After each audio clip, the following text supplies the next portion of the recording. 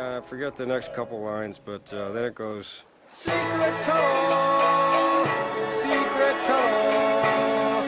through the mountains. Secret tunnel. Yeah. Hello, handy viewers, handy listeners, such as you are, and welcome to this Tuesday. It is not just any old Tuesday, however, it is the much vaunted and hyped, well, hype's not the right word, it is the very expected adjustments to be made to the Miners Guild. So, turns out, placement effects, quite powerful, as is having an entirely resilient guild that's very good at football to a man, who can also do takeouts, and are very, very slippery to pin down. Who knew that such a thing would be powerful? There are changes. There are not a lot of changes, but there are changes. And I will be going through them one by one for your listening pleasure. Flying solo today due to the wonders of conflicting conflicts over bank holiday weekends. So, let's start with... Digger. Actually, before we do, let's have a quick look at last Friday's Discord chat, where young Mr. Celery, or young Ms. or Mrs. Celery, I have no idea, came up with this bingo card for incoming Miners nerfs. This amused the hell out of me, so let's refer to it the whole way through. Let's start with middle row, diggy hole placement, distance reduced to 1 inch, and Digger loses close control. So, and Digger loses stop, drop, and mole. So we'll start with Digger, referencing Celery's bingo card. So here is Digger as was. He's pretty much the best mascot in the game right now, and here he is again. So, let's have a look. He still has close control. Secret Tunnel is still 2 inches from its current location. Placement effect, I worded that terribly. So, presumably, that guild rule is the same across the board. Alright, that was probably one of my favourites to get a little look at. Never mind. However, stop, drop, and mole is now a 4-inch range rather than a 6-inch range. This, to me, kind of brings it in line with Fixer. And it just reduces the range on where Digger can get to on the board and remove conditions. I'm a fan. Yep, I'll be honest, I'm a fan. He still has exactly the same ability. He still has close control, which is insane on a mascot. Not that Miners will be looking to kill the ball a great deal, I suppose, would be the counter-argument. But by bringing stop, drop, and mole, it means... stop, drop, and mole to 4 inches, it means he's coming closer to me, or his opponent, mainly me, which means I've got a better chance of getting to him. So more interactivity. I'm a fan of that. Still does exactly the same job within the team, presumably, but has to get a little bit closer to the opponent. Yep, that all seems fine and quite measured. Brilliant. So, checking back in with the bingo card. Fine. Everything's exactly as it was. Right, carry on. Where should we go next? Let's take a look at Fissure. Fissure? Fissure. Fissure? Fissure? Fissure. Fissure. Fissure? I'm sorry. So, Fissure's predicted changes. By the way, I highlight this bingo card because I love it. I really want to make that clear. I found this absolutely hilarious. And this isn't a me going, haha, you were wrong. This is meant to be me going, there are funny things happening in Discord. Go and have a look at Discord. And this in particular really, really amused me. So, Celery, your predictions for Fissure drop to a 2-3 influence. Model suffering knockdown condition cannot use Secret Tunnel. I think we can clear that one away. You're coming with me only works during Fissure's activation. Fissure loses Guild Ball playbook on column 2. This is great radio. Or video. Okay, I think those are the two main ones. The playbook... Guild Ball on playbook 2, column 2, and 2-3 influence. Yes? Yes, alright, let's do that. So here is the old Fissure, and new Fissure. Still has influence of 2-4. Sorry, Celery. Still has the Guild Book result momentously, column 2. So the big two changes here are both on the rear of the card. You're Coming With Me is now purely within Fish's activation, so it can only really work with Sinkhole and Secret Tunnel. So it just kind of stops the Shaft legendary turn. I'm going to go from my goal to your goal for 2 influence, and just kind of, I suspect, takes a lot of the options away on that legendary turn, so that you can't just entirely rearrange the board to the level that it had been done. So that's not a surprising change for me. And also, I think that's the first one from the bingo cards. Please scratch them off now. One I didn't see coming was a change to Tremor Mine. So that is now an 8-inch range rather than a 10-inch range.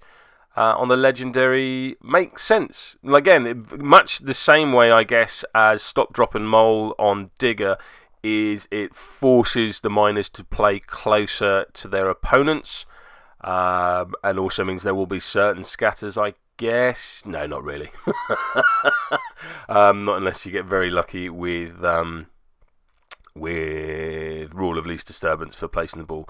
So she could still do her grinding tracks, I'm going to knock you down, then legendary to kill the ball out, which is amazing. I do like that. So yeah, alright, so the placement effect only during her turn, that makes sense, and only slightly shorter range on the legendary. 8 inches either side of a 50mm base is still a vast swathe of the pitch, quite frankly. Checking back in, therefore, with the bingo card. If you're listening to the podcast, by the way, and you have no idea what I'm talking about, do feel free to join us over on the YouTubes, where all of this will become clear. But, feel free to keep listening until such time as that's convenient.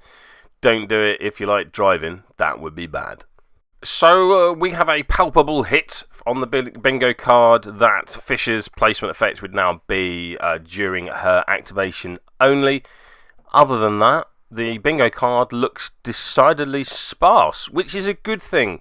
I would hate to have seen all 20 of these things come into effect. That would have gone a little too far. Right then, let's take a look at Mule's changes. So there's quite a lot of predicted changes on the fantastic Billary? Celery bingo card.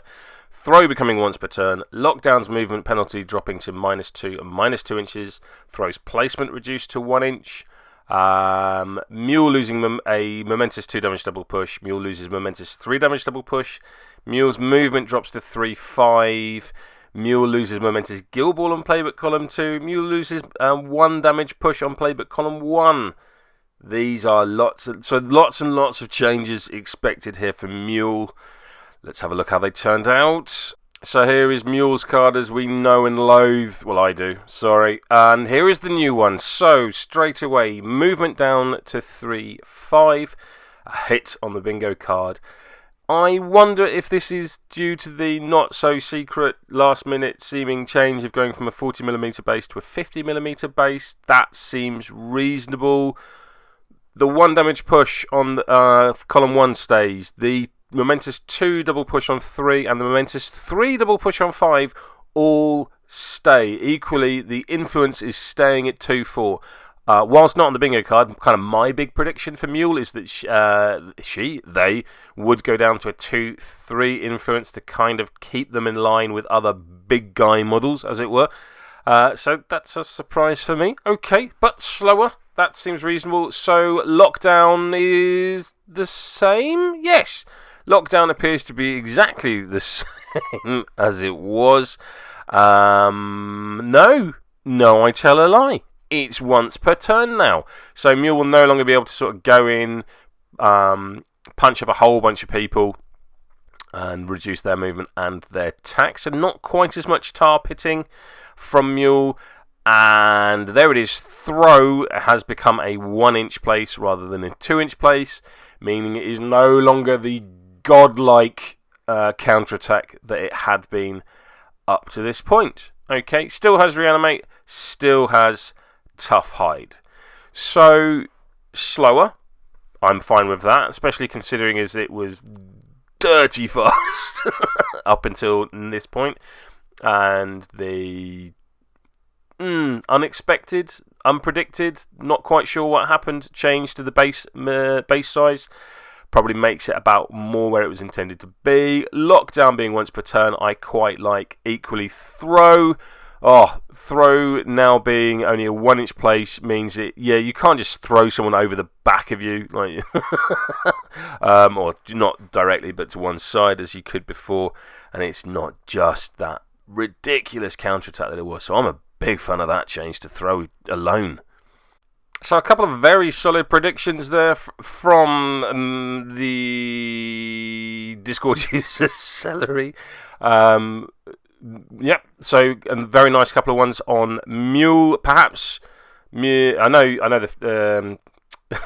I do words good. I know Celery plays miners and was perhaps a little pessimistic going into this nerf. But so far, that is more wrong, which is a good thing, because it's less things that get nerfed. Yeah? And also, with a couple of very solid predictions on Mule, in terms of throw being reduced in distance and also in the movement. They clearly know their miners. I love this bingo card. I do hope this is being taken in the spirit that it's intended, in that I am enjoying your joke and running with it, not one from taking the mick. We should probably have a look at Shaft. For Shaft is the last of the changes. So only 4 models being changed. So let's update the bingo card and take everything else off. So no changes to Spade or Fuse in today's adjustments. We'll come back to that in a little bit. But first, Shaft. The predictions on the bingo card. Losing Tough Hide. Losing the momentous tackle push on playbook column 1. We're going underground, place reduced to 1 inch. Shaft losing momentous 2 inch double push. Shaft losing 2 inch melee zone. Those 5 changes, if all are true, would be quite significant. Like, that would be too much. I think it's fair to say. In all seriousness, that would be a huge detriment in power level to their captain. And I personally, and this is just my opinion, it's not one I've had ratified by those that make these decisions. I think minor guild captains need to be a little bit more, not much, but a little bit more than their major counterparts, purely because they're the only choice and your opponent is able to predict exactly what's coming. Right, let's have a look. So there is the old card as we knew it. And flipping the page, here is the new one. So he is keeping the 2 inch melee zone. He is keeping Tough Hide. Excuse me. We're going underground is staying at a 2 inch place. So all of the changes are on the playbook itself. And you've gone from a situation where you had a momentous tackle push on 1 and a non-momentous 1 damage on 1. The non-momentous 1 damage has gone. And the tackle and the push have been separated out into 2 separate results. Equally, on the 5th column, the 3 damage has gone. Now, this is interesting. Excuse me. I don't think as much as I'm using it as a comedic effect, and I love it, and I hats off to the user in the Discord channel for making it. I think everyone expected perhaps the momentous damage to take a knock, and it hasn't. But the non-momentous damage taking a knock is interesting in my mind, because now there is no tooled up in guild. There is no damage modifier unless we see a plot card or a game plan card in the future which adds damage. Which adds damage that captains can use, because currently the only one that adds damage, if I recall correctly, is the Stick the Boot in, and that only applies to squaddies, so Shaft cannot make use of it. Now currently Shaft and Mule, to my mind, are your main source of damage takeouts, your main sorts of playbook related takeouts rather than ring outs. Now certainly the ring out game has been impacted with throw being reduced from 2 inch down to 1 inch, and I think the damage proportion has been impacted by these non-momentous damage changes to Shaft, and that I find very, very interesting, because it wasn't something I was expecting. Having your first playbook damage result on the 3rd column is massive. So Tac 6 model going into 4 and 1, most of the time you're going to be hitting that 2nd or 1st playbook result. So the reliability of Shaft's damage just took a nosedive. Now, admittedly, you wanted to be hitting that 5th column for the 3 damage, and you want some crowd outs and singled outs from Colossus to be able to do that. And now you don't have that. To achieve 3 damage on with Shaft now, you need 9 net hits, which is vast. So the damage game, the takeout game for Miners has taken a big hit with the removal of non-momentous damage, which I think is fascinating. Second of all, perhaps the more obvious one, and the change that I personally really wanted, and I'll come into sort of more my thoughts on the Miners after we've gone through Shaft, is the splitting out of the tackle push on the 1st column. I really like this result because I am always in favour of being able to play the game with my opponent. It sounds like a really obvious thing to say. I don't like uninteractivity. I don't like the situation with Shaft was in before is he could go into a 2-inch reach model with the ball, tackle push them away, and be completely safe of any kind of reprisal unless they had Stoic.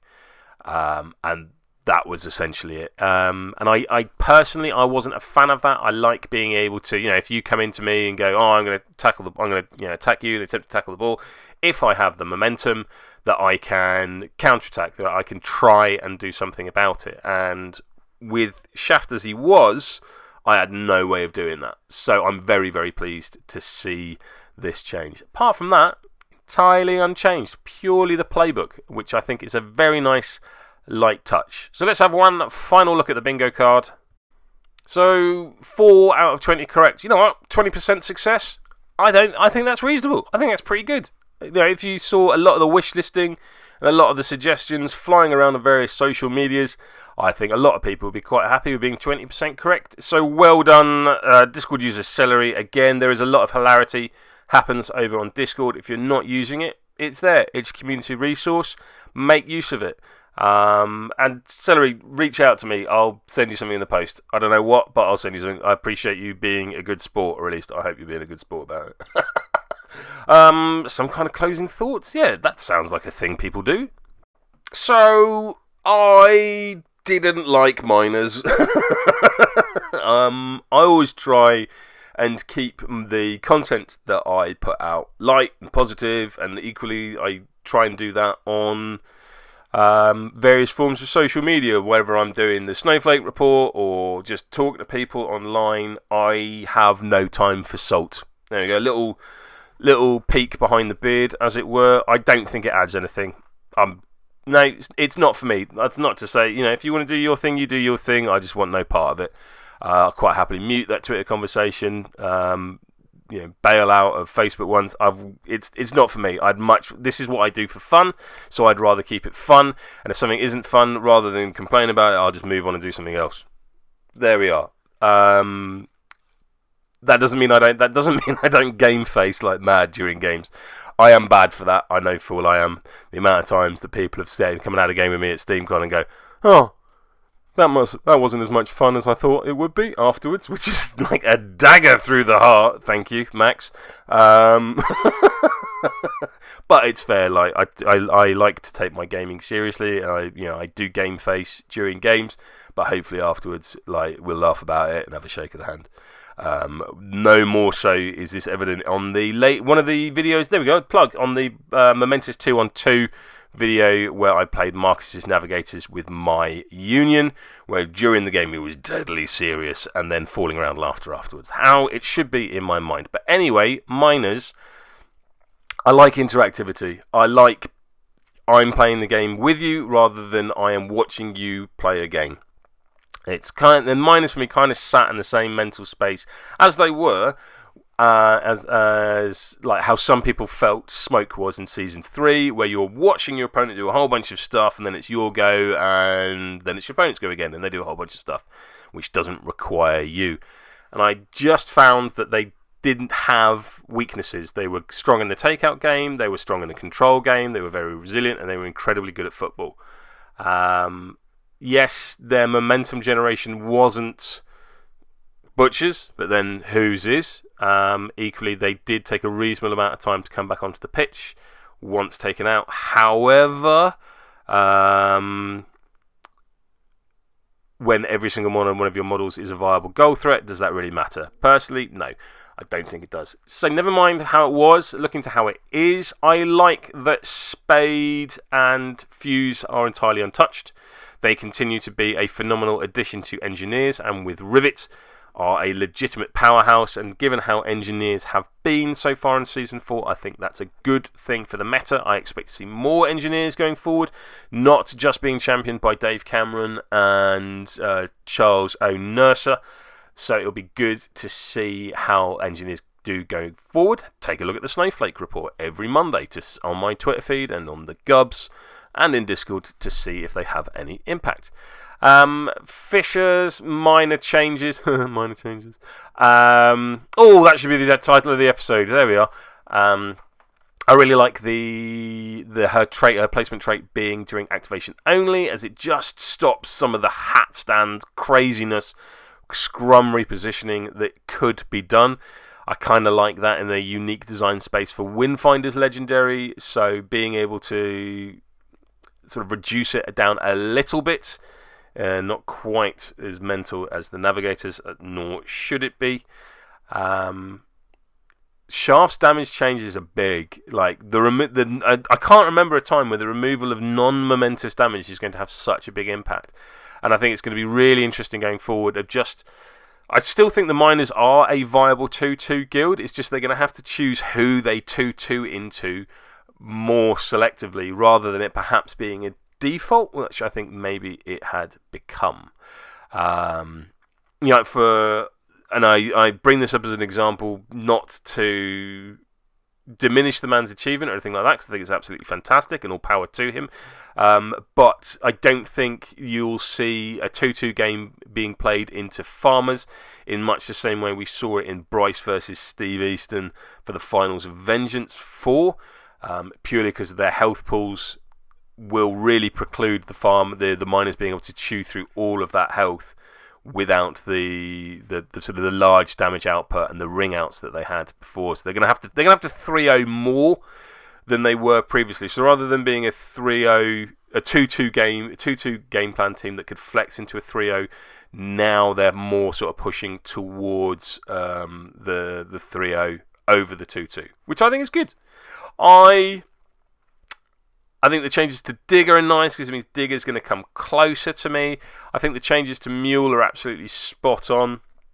Like, Mule just kind of sat, and every game I played against Mule just kind of sat in the middle of the field, locked down a whole bunch of my models, threw them around, and then disappeared and ran away. And it was miserable. Like, it's not that I hadn't killed Mule and put the same amount of sort of influence into killing Mule, but just the mental bandwidth it took did my tree, and I was not a big fan of Mule. They are not the changes I was expecting, but I think they're appropriate, and I look forward to seeing them on the pitch. I will perhaps dig out the Miners that I purchased and finish off the ridiculous paint scheme / basing theme that I've got in mind for them, and put them on the table, as I hadn't done that so far. In full disclosure, have played against them a few times but never actually played them, and no better way to learn a team's weaknesses than to play them, I always say, hence the flip-flopping. Yes, that's the reason, honest. And I think I know a few people who probably now will give them a go, whereas perhaps didn't want to because they were a bit much coming forward. So full credit really to Steamforge, to their development team. A problem was identified, they kept a careful eye on it, and then took appropriate action within the fullness of time. And I know there was a lot of people calling for more time to get some proper data in, as it were. Frankly, I think we had enough, and I like the changes they've made.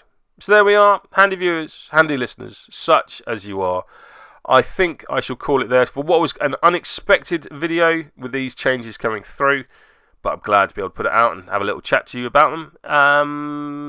I have no idea when we'll next be putting out a podcast. We've become the reactionary podcast, which I rather like. So we will react when there is something to react to. In the meantime, handy viewers, handy listeners, such as you are, I would say I need a better outro, but for one last time, a better outro. Born underground, suffered from a teeter stone, raised in the dark, the safety of a mountain home, skin made of iron, steel in our bones, to dig a dig makes us free. Come on, brother, sing with me. I am a dwarf and I live in a hole, diggy diggy hole, diggy diggy hole. I am a dwarf and this song's so catchy.